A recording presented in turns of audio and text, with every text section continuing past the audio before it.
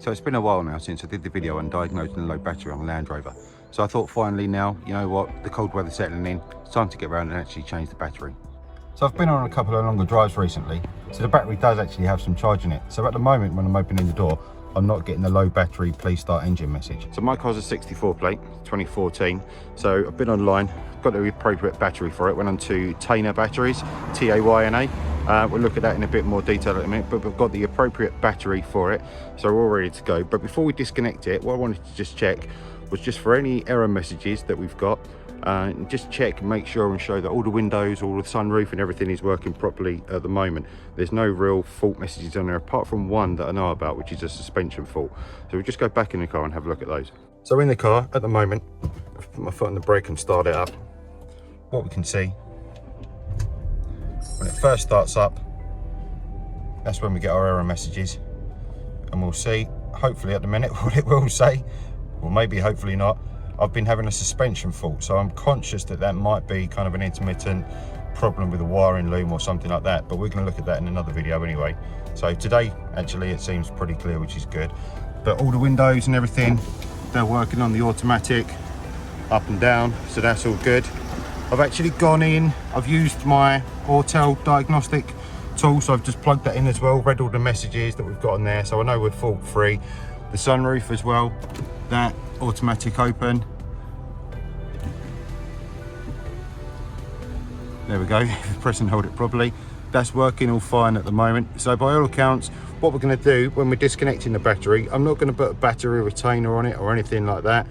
I'm just going to disconnect it straight away, and then what we'll do when we put it back on, we'll come back in the car and we'll see what needs to be reset. I'm guessing it's going to be things like the clock, probably the electric windows, and by all accounts the sunroof will need to be reset as well, which is just a case of pressing and hold it to its limits, same as the windows, just for an extra few seconds when it gets to that point. So let's get the bonnet open and we'll start disconnecting the battery.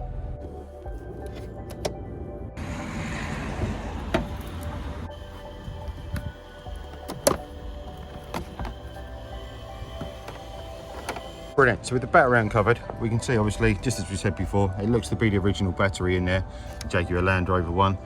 Negative terminal, positive terminal, information about the battery that's labelled on there as well. So when you're going online, obviously you can use that information just to make sure that you're getting the right battery. So let's have a look inside the box and see exactly what we get. Hopefully there will be a new battery. So we get, there we go, Tayna battery. So this is the company that I got it from. Maybe I'll put a link to their website or something in the comments below, but this is where it come from. Inside obviously nicely packaged. Remove all this, and then there we go, there's our nice new battery ready to install. So we can see we've got a negative terminal here, positive terminal here, so it's exactly the same as what we've got up in the car. Slightly more powerful, this one, 95 amp hour, but obviously more is better. So if it was too much, it wouldn't be good, obviously, because the alternator probably wouldn't be able to charge it. But we've got the right battery for the right job. Dimensions, lengthwise, width and height and everything is all good. So first thing we need to do obviously is get the battery out. So let's have a look at that. Okay, so looking at the battery, obviously we've got the clamp that's holding it in place. There seems to be 3 fixings for that on mine. So we've got an 8mm just here, another 8mm here, but then the bracket extends just over here, and that's actually a 10. So we'll remove them. Then the actual terminals, the positive, we've got a 10mm socket there, 10mm on the negative as well.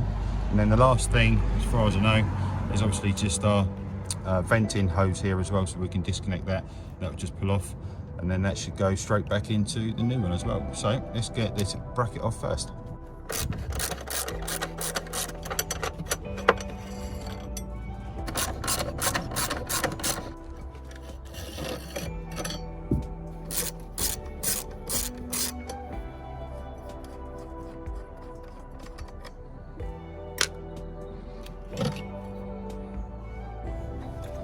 Okay, and then this vent hose, I believe it just pulls out, a little wiggle, yeah, there we go, and away it goes. Okay, and here's the no going back part for saving the memory. Negative off first, and to be fair, that wasn't tight at all.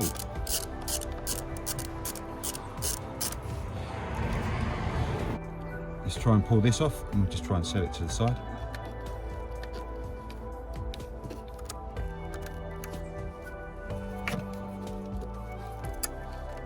Okay, and then I've just put that terminal just in a cloth just to stop it touching any body parts, just while we've still got the positive connected. So now let's get the positive off. So this one was a bit tighter, which is much better.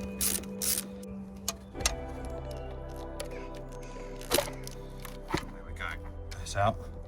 Right, so now it's just going to be a bit of a wrestle to get the battery out. Okay, so conveniently on these batteries, they also have kind of these carry handles, which hopefully will make it a bit easier for lifting it out, because it's quite a big battery, so it's quite heavy. But let's give it a go.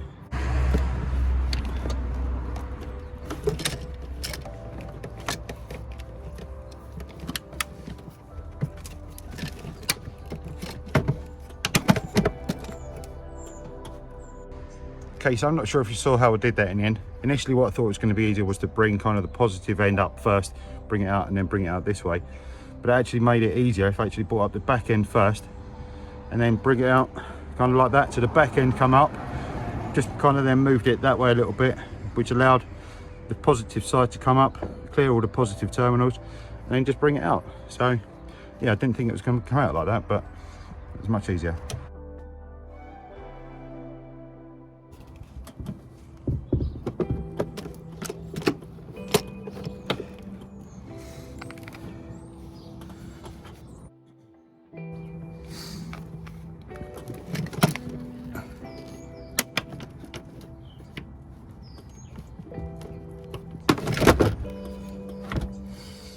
Okay, great. So that went in there really well, actually, to be fair. The front end going in, and then the back end, it was just kind of catching on this bit of plastic just up here. So I just had to kind of push that in a little bit, and then obviously you saw it just drop down. So you can just push those handles down now, keep them nice and tidy, and get this positive terminal on. I'm not sure if you saw what I did, we just kind of pulled some of these elements out just to give it a bit more room. So hopefully now, if I slide that positive terminal on, they should all just fall back into place nicely. Just make sure that this is seated where it needs to be as well, just so that when we put that battery cover lid back on, obviously we'll get that seal just on the side of that grommet there. Right, let's get this tightened up.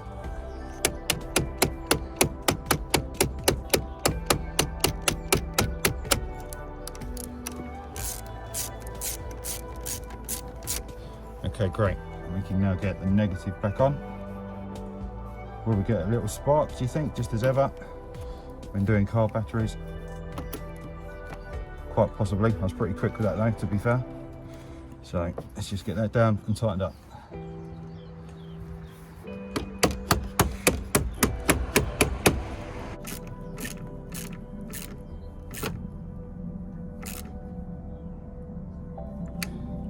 Now just this vent hose. It just pushes back in. There we go, bit of a wiggle, that's all the way home, perfect. Okay, then next up the retaining bracket. So just make sure that that goes in where it needs to, just that top fix in first. It's so cold today, I can't feel my fingers anymore. Right, then this one, I can just about see down through the bracket. He says, if I get it lined up properly, you can see the fixing down below. So if I can drop that in, there we go, I'll start it by hand.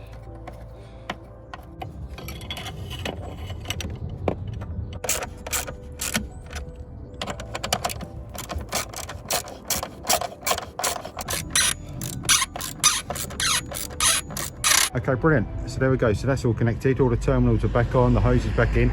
So the only thing left here to do is just put the battery cover. So now's the big tell, we'll get back in the car and see what's happened. I did leave the driver's door open while we were doing this, just in case for whatever reason it locked up and we weren't able to get back in the car. So just a useful little tip while you're doing it. Well, hopefully, once we find out what happens without using a battery saver. Okay, so straight away in the footwell, we can see we've got lights, which is a good sign.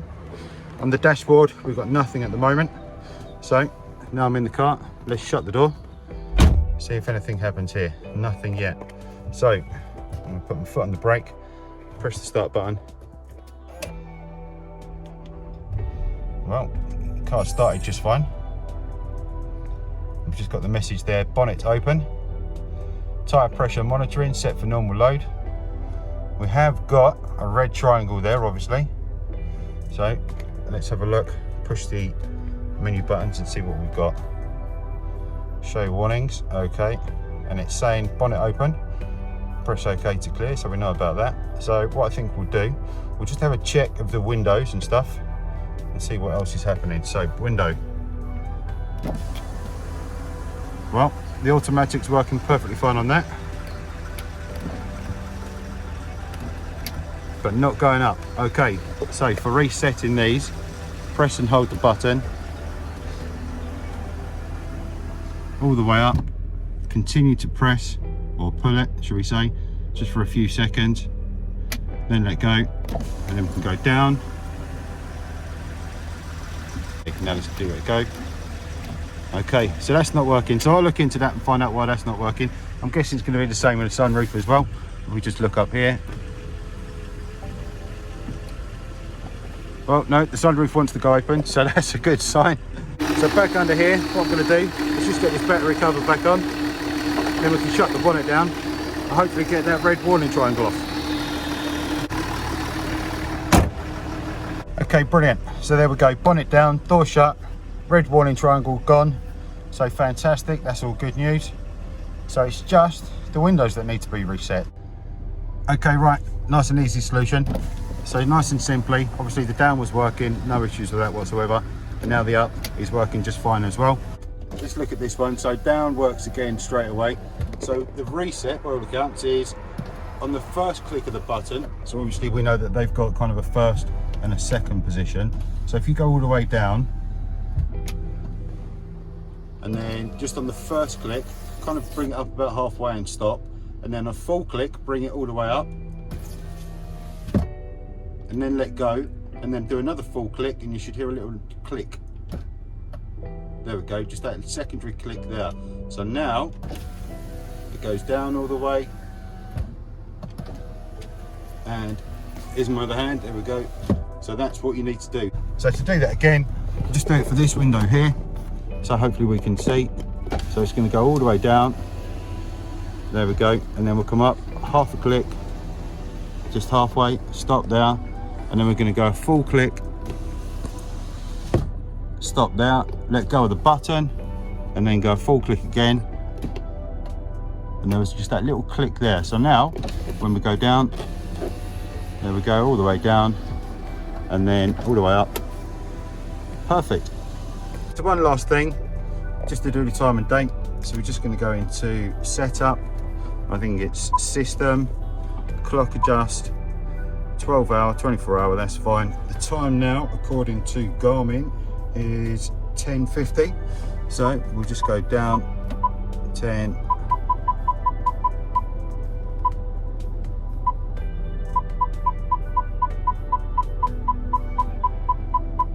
.50, and then the date today is actually what is the date? It's just over Christmas. We are on the 27th today. So let's go down, it'll be easier and faster. 27th of the 12th. 22, there we go. Hit set on that. Our little clock hopefully should come back. Let me just do the time as well, make sure that's fine. Okay, we need to hit set each time apparently.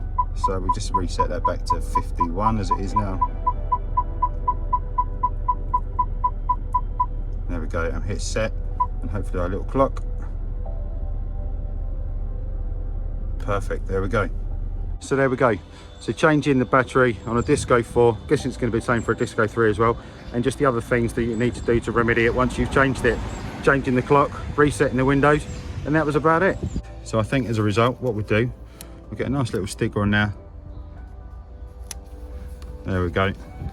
Just to brand it for me. So hopefully that's been useful. If you've enjoyed it, remember to give us a like down below. If you haven't done so already, remember to hit remember to hit subscribe coming up here now. It's the easiest way to find your way back to the channel. There's quite a few bits and pieces on this car. There's loads on the Alpha, and there's a few on the car that's normally there as well. So for now, thanks very much. Really appreciate you taking the time, and I'll see you in the next one. Cheers.